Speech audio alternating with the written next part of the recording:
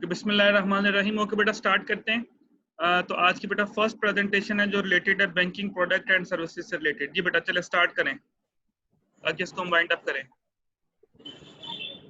Assalamu alaikum class. My name is Sandraza. My roll number is 163913. Today my presentation topic is banking product and services. First of all, banks offered products.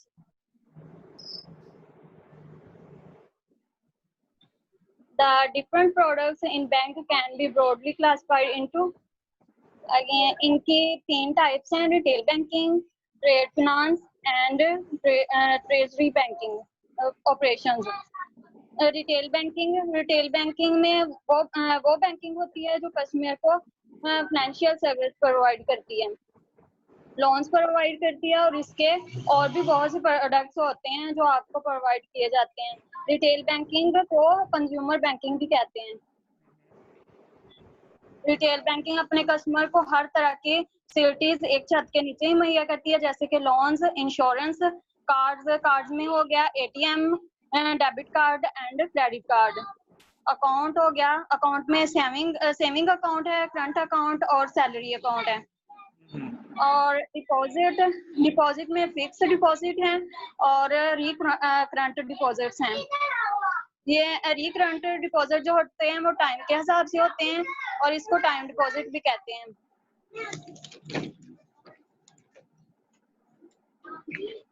इसके important functions जो हैं वो 3 हैं: deposit, credit और money management. आगे है trade finance. ये क्या होती है ट्रेड फाइनेंस बेटा? सर ट्रेड फिनांस है आगे। सर इसका बता दिया मैंने रिटेल बैंकिंग का। जी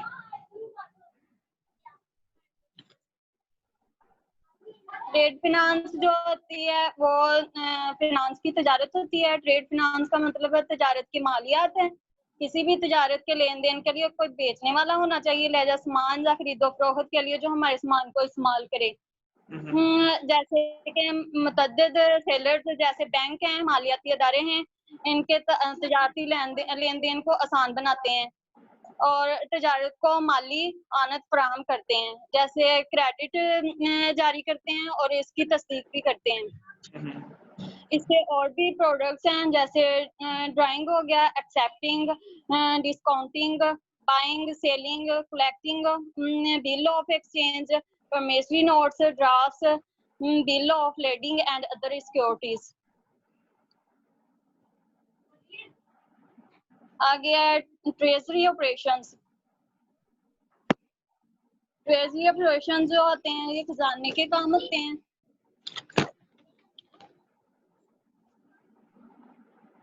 इसमें आता है ये जो है ये बिलियन में खरीदो फरोख्त करते हैं और हिस्सेस, शेयर्स या डिबेंचर का हसूल करते हैं। अंडरराइटिंग और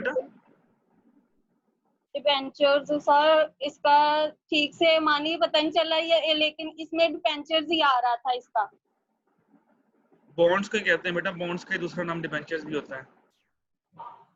सर मैंने इतना इसे सर्च किया लेकिन आ ही नहीं रहा था, फिर मैंने छोड़ दिया।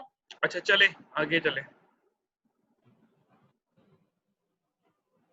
का इनकार करते हैं और इंश्योरेंस, गारंटी और शेयर्स, डिबेंचर वगैरह के मामले को संभालने और चलाने में अंडरराइट में हिस्सा लेते हैं।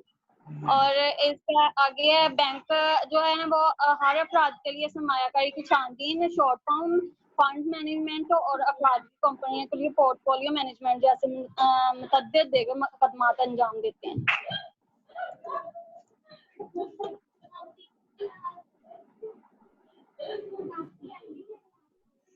सर आगे अक्सा ने देनी है। जी करें स्टार्ट बेटा, अक्सा को स्टार्ट करें। नेक्स्ट पेज है। नेक्स्ट पेज जी चलें जी। इसमें बैंकिंग प्रोडक्ट्स में करना है क्रेडिट कार्ड वो है ये सर बैंक अपने कस्टमर को देता है। इसमें बैंक अपने कस्टमर को लोन देता है जो कि फिक्स टाइम में उन्हें वापस करना होता है। इसमें बैंक उनसे इंटरेस्ट लेता है। और नेक्स्ट डेबिट कार्ड। तो ये डेबिट कार्ड बैंक की तरफ से ये कार्ड मिलता है और इसमें हम अपने अकाउंट में जितने पैसे हैं उसे विड्रॉ कर सकते हैं एटीएम मशीन से। और इससे हम अपने अकाउंट की मालूमात भी ले सकते हैं, ऑनलाइन बैंकिंग भी कर सकते हैं और अपना रकम को ट्रांसफर भी कर सकते हैं। नेक्स्ट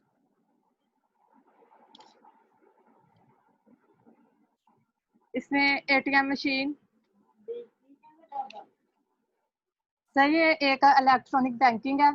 इसमें हम कैश को विड्रॉ भी कर सकते हैं, deposit, cash card, debit card, और ये इसमें ट्रांजैक्शन भी कर सकते हैं।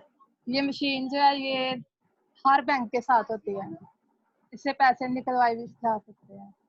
आगे इलेक्ट्रॉनिक फंड ट्रांसफर। इसमें सर ट्रांसफर करते हैं अपनी रकम को एक अकाउंट से दूसरे अकाउंट में। आगे टेली बैंकिंग में फोन सर्विसेज होती हैं। सर बैंक कस्टमर को कॉल करके उनकी रकम को ट्रांसफर कर सकता है। यही है। Mobile banking. सर इसमें ना कस्टमर एप्लीकेशन देता है अपने कस्टमर को, बैंक देता है एप्लीकेशन, जिसको कस्टमर ना सिर्फ बैलेंस चेक के लिए इस्तेमाल कर सकता है बल्कि डिफरेंट एक्टिविटीज भी कर सकता है। इसमें बिल पेमेंट भी हो सकती है, अमाउंट ट्रांसफर भी हो सकती है। मोबाइल बैंकिंग के साथ ऑनलाइन बिल पे भी हो सकते हैं। आगे इंटरनेट बैंकिंग में चेक बैलेंस भी हो सकता है, ये इजी और सिक्योर है। इसमें लोन की डिटेल और ऑनलाइन बिल पे भी किए जा सकते हैं। Tell me what is difference between debit card and credit card? Sir debit card वो है जो सर क्रेडिट कार्ड जो है वो बैंक लोन देता है कस्टमर को, ये बैंक की तरफ से है, बैंक का पैसा इस्तेमाल करते हैं इसमें। और डेबिट कार्ड में हम अपने अकाउंट में जो पैसे हैं उनको इस्तेमाल कर सकते हैं। मोबाइल बैंकिंग और इंटरनेट बैंकिंग में क्या फर्क है? वो भी तो दोनों एक जैसी चीजें नहीं है? एक जैसी हैं दोनों। तो फिर फर्क क्या दोनों में? मोबाइल बैंकिंग से ये बैंक की तरफ से एप्लीकेशन होती है जो कस्टमर यूज कर सकता है डिफरेंट एक्टिविटीज में। और इंटरनेट बैंकिंग में इसमें ट्रांजैक्शन वेरीफाई हो सकते हैं, लोन की डिटेल मिल सकती है। इंटरनेट बैंकिंग से कुछ भी सर आप बता दें। सही बता रहे हो बेटा, सही बता रहे हो। मोबाइल बैंकिंग के अंदर हम मोबाइल के ऊपर जो उसको इस्तेमाल करते हैं एप्लीकेशंस के जरिए, ऑनलाइन भी। जी जी जी। जी और सना बेटा आप बताएं। इंटरनेट बैंकिंग में हम ऑनलाइन बिल पे भी कर सकते हैं। ओके, आप मुझे बताएं बेटा, ट्रेड फाइनेंसिंग के अंदर ये लेटर ऑफ क्रेडिट क्या होता है?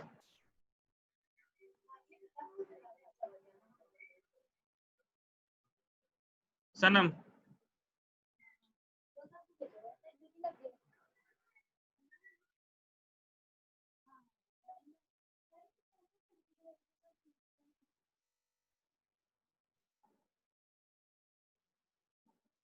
सनम बेटा आपसे क्वेश्चन पूछ रहा हूं मैं, सो गई है?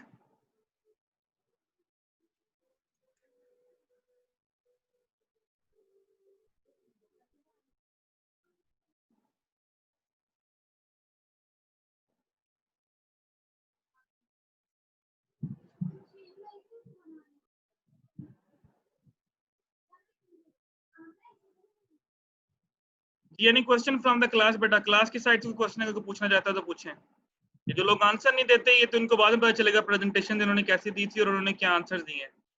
जिन लोगों ने सर कह रही उसकी आवाज नहीं आ रही, म्यूट किया हुआ है आपने। मैंने क्यों म्यूट करना किसी को? पता नहीं वो कह रही है।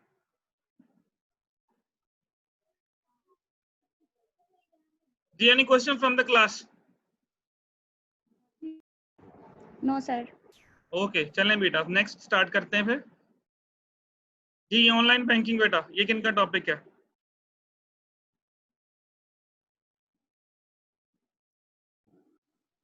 ये सर मेरा टॉपिक है कलीम। जी कलीम बेटा स्टार्ट करते हैं इसको। जी स्टार्ट करें बेटा।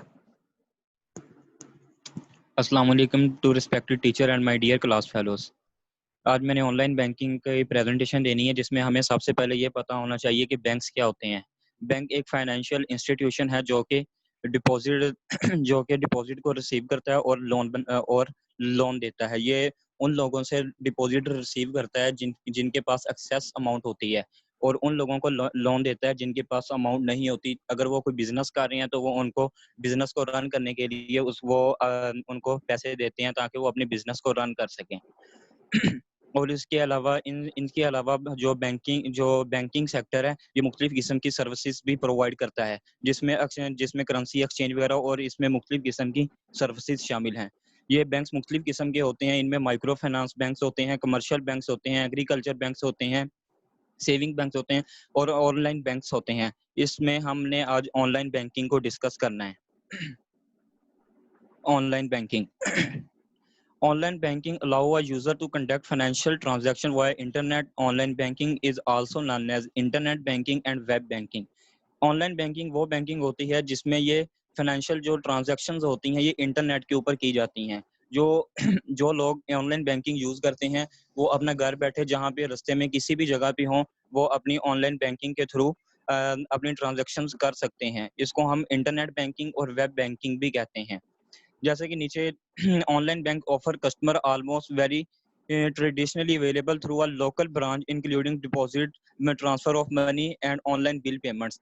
इसके ऊपर जो कस्टमर अपना ऑनलाइन बैंकिंग यूज कर रहा है वो इसके ऊपर अपनी मनी को ट्रांसफर भी कर सकता है, डिपॉजिट भी कर सकता है और अपने ऑनलाइन जो उसके बिल्स वगैरह हैं वो अपनी ऑनलाइन बिल की पेमेंट भी कर सकता है।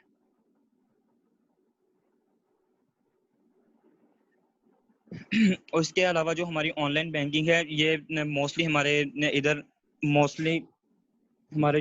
हमारे जो बैंक्स हैं ये हमारे मुख्तलिफ मोबाइल ऐप्स देते हैं। इन ऐप्स को कस्टमर जो यूज़र है वो इसको यूज़ करता है। इसको यूज़ करता है और इसमें मुख्तलिफ किस्म की सर्विसेज शामिल हैं जिसके अंदर ये अपनी स्टेटमेंट्स को देख सकता है, अपने अकाउंट के बैलेंस को चेक कर सकता है। इसके अंदर अपनी ट्रांसफरिंग ऑफ मनी भी कर सकता है, पेमेंट्स भी बना सकता है और इसके अंदर जो इसने अपने रिकॉर्डिंग इसकी ट्रांजैक्शन है उसको भी चेक कर सकता है। आगे online advantages of online banking. First इसका एडवांटेजेस है check balance on account and view records of your transaction. इसमें ऑनलाइन बैंकिंग में आप अपने घर बैठे जहाँ पे भी आप हैं कहीं भी आप इसमें अपना बैलेंस चेक कर सकते हैं। अगर हम दूसरी बैंकिंग के सिस्टम में देखा जाए तो हमें बैंक ब्रांच में जाना पड़ेगा, वहाँ पे जाके हमें लाइन में लग के अपने अकाउंट की कंफर्मेशन वगैरह करनी होगी, कितना बैलेंस है और इसकी क्या ट्रांजैक्शंस हुई हैं। लेकिन आप ऑनलाइन बैंकिंग के थ्रू अपने घर बैठे जहाँ पे भी आप हैं आप वहाँ पे बैठ के अपनी ट्रांजैक्शन चेक कर सकते हैं, अपना अकाउंट बैलेंस चेक कर सकते हैं। पे बिल ऑटोमेटिकली, इसमें आप ऑनलाइन बैंकिंग में आप घर बैठे ही अपनी बिल की पेमेंट कर सकते हैं। ऑनलाइन जो आपने अपनी पेमेंट्स करनी है आपको किसी जगह पे जाने की ज़रूरत नहीं होगी। ट्रांसफ़र फंड बिटवीन अकाउंट्स, इसके अंदर ऑनलाइन बैंकिंग के थ्रू आप अपना फंड्स जो हैं वो एक अकाउंट से दूसरे अकाउंट के अंदर ईज़िली ट्रांसफ़र कर सकते हैं। अगर हम दूसरे बैंक के सिस्टम में देखें तो हमें वहाँ पे पहले ब्रांच में जाना पड़ेगा, ब्रांच में जाके लाइन में लगना पड़ेगा, लाइन में लग के फिर हमारा फंड ट्रांसफ़र होगा। लेकिन आप ऑनलाइन बैंकिंग के थ्रू अपना जो फंड्स हैं वो ईज़िली ट्रांसफ़र कर सकते हैं। डाउनलोड और प्रिंट स्टेटमेंट, इसके अलावा ये सर्विस भी ऑनलाइन बैंकिंग देती है कि आप घर बैठे ही आपकी जो स्टेटमेंट है वो आप डाउनलोड कर सकते हैं, उसका प्रिंट आउट ले सकते हैं कि आपने 1 साल के अंदर कितनी ट्रांजैक्शन की है और किस-किस के साथ की हैं, कितनी आपके अकाउंट के अंदर बैलेंस कितना आया है और कितना आप विथड्रॉ कर रहे हैं। एक्सेस योर अकाउंट, इसमें ऑनलाइन बैंकिंग सेक्टर में अगर देखें तो ये हर वीक 24 आवर ये ओपन होती है। आप किसी वक्त दिन के किसी भी टाइम और रात की किसी भी टाइम आप अपनी ट्रांजैक्शन कर सकते हैं। आप अपनी ट्रांजैक्शन को चेक कर सकते हैं, अपना बैलेंस चेक कर सकते हैं, बिल पेमेंट्स कर सकते हैं, आप अपनी स्टेटमेंट्स भी देख सकते हैं। लेकिन अगर एज कम्पेयर टू दूसरी बैंकिंग दूसरी ब्रांचेस की निस्बत देखें तो वो सिर्फ उनकी बैंकिंग का टाइमिंग है 9 बजे से लेकर 5 बजे तक। आप सिर्फ इस टाइम के अंदर ही बैंक में जाकर आप अपनी ट्रांजैक्शन चेक कर सकते हैं, आपने जो भी अपना कोई काम करना है वो कर सकते हैं। लेकिन ऑनलाइन बैंकिंग में आप एवरी टाइम 24 आवर आप चेक कर सकते हैं। जी नेक्स्ट। सर नेक्स्ट कर दें। जी जी। Schedule payments in advance. Most bank recommends clients the ability to schedule a payment on a particular date.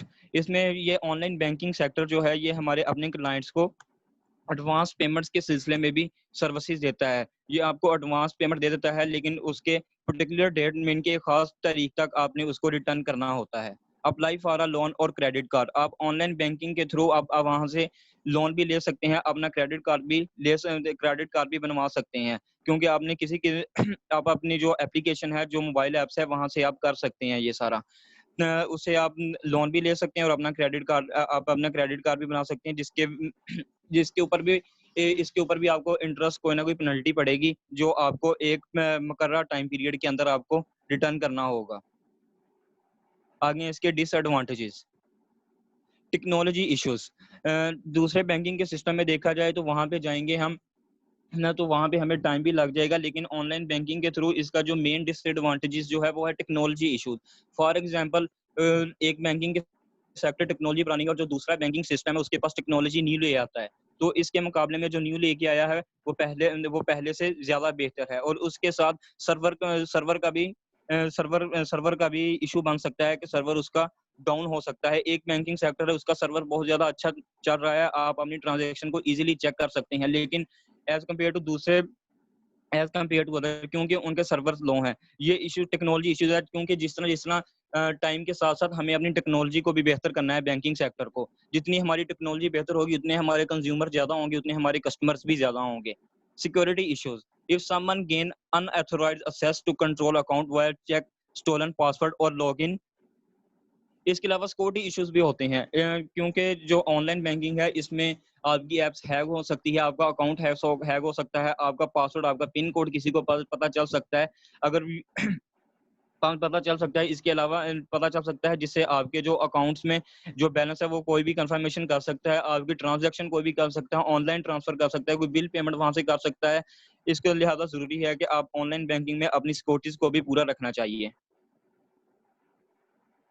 No relationship with personal bankers. If you are deals with online bank, on the other hand, you are typically handed off an anonymous customer services agent is unlikely to know from the next customer. इसके अलावा online banking जब आप use करते हैं तो आपको चाहिए कि आप दूसरे जो बैंकर्स हैं उसके साथ इंटरेक्शन भी हो, लेकिन इस तरह इंटरेक्शन भी नहीं होनी चाहिए कि वो आपका पर्सनल इंफॉर्मेशन जो आपकी है वो सारी उनके पास चला जाए, जिसके लिए आपको बहुत ज्यादा बाद में नुकसान का सामना करना पड़े। इनएफिशिएंट और कम्प्लेक्स ट्रांजैक्शंस।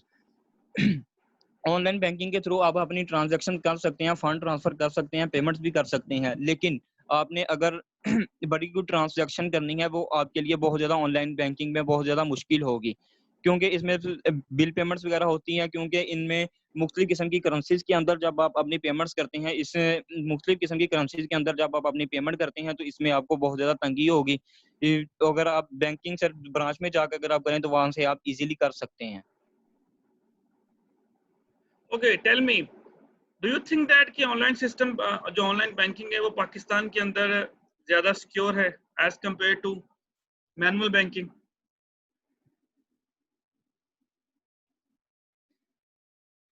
सर मेरे हिसाब से ऑनलाइन बैंकिंग ज्यादा सिक्योर नहीं है, मैनुअल बैंकिंग ज्यादा सिक्योर है। उसकी रीजन? इसकी सर रीजन कुछ इस तरह है कि जो हम मैनुअल बैंकिंग है, आप वहां पे अपना चेक्स वगैरह लेके जाते हैं, आप आपके अपने साइंस उसके ऊपर हो जाते हैं, उसके अलावा आप अपना थंब भी उसके ऊपर लगा के आप अपनी ट्रांजैक्शंस को कर सकते हैं। लेकिन ऑनलाइन बैंक्स में हम ऑनलाइन बैंक के अंदर जैसा कि मैंने पहले कहा है कि आपका पिन कोड किसी को पता चल सकता है। मुख्तलिफ किस्म के हैकर्स हमारे इधर मुल्क में हैं जो कि मुख्तलिफ किस्म के जो हमारे अकाउंट्स हैं उनको चेक कर लेते हैं, उनका पिन कोड पता चलवा सकते हैं। जैसा कि आप एटीएम मशीन के अंदर आप अपना कार्ड वगैरह इन करते हैं तो इसके नीचे उन्होंने एक चिप लगाई होती है जिसके जरिए वो आपका डाटा सारा ले लेते हैं और पिन कोड आपका कैमरे के जरिए ले सकते हैं। इसलिए मेरे हिसाब से मैनुअल बैंकिंग ज्यादा बेटर है as compare to online banking. अगर देखा जाए जिस तरह आज का सिचुएशन है, हमारे यहाँ पे कोरोना वायरस आया हुआ पूरी दुनिया के अंदर, तो बाहर की कंट्रीज के अंदर तो मैनुअल बैंकिंग ना होने के बराबर है। वहां पे तकरीबन ज्यादातर जो बैंकिंग है वो ऑनलाइन है, वहां पे लोग घरों में बैठे सारा के सारा काम करते रहते हैं। और अगर आप देखें जिस तरह हमारे यहाँ पे कोरोना वायरस की सिचुएशन आई हुई थी, इस सूरत में तो जिन बैंकों का ऑनलाइन सिस्टम बहुत अच्छा था, वो बैंक्स बहुत ज्यादा मतलब उन बैंक्स को इतना ज्यादा नुकसान नहीं हुआ ट्रांजैक्शंस के पॉइंट ऑफ व्यू से। लोगों ने फंड ट्रांसफर भी किए घर में बैठे बैठे, मतलब उसमें पैसे विड्रॉ भी हो सकते हैं, उसमें आप पैसे एक दूसरे को ट्रांसफर भी किए जा सकते हैं। डोंट यू थिंक दैट कि जो फ्यूचर है वो ऑनलाइन बैंकिंग का है? सर फ्यूचर ऑनलाइन बैंकिंग का है, ये अच्छा है मैनुअल बैंकिंग से अच्छा है, लेकिन सर हमारे इधर सिक्योरिटीज इश्यूज हैं। लेकिन जब हमारे सिक्योरिटी इश्यूज क्लियर हो जाएंगे, फिर ये मैनुअल बैंकिंग से ऑनलाइन बैंकिंग ज्यादा बेटर हो जाएगी, जब तक हमारे सिक्योरिटी इश्यूज हमारे क्लियर नहीं होते। सही बेटा जी। Any question from the class? Anyone? If you want to ask any question regarding online banking बेटा? No sir, clear. जी पूछना चाहते हो तो पूछ लें बेटा।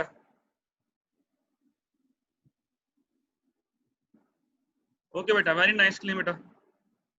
Thank you sir. जी नेक्स्ट बेटा, कंज्यूमर बैंकिंग।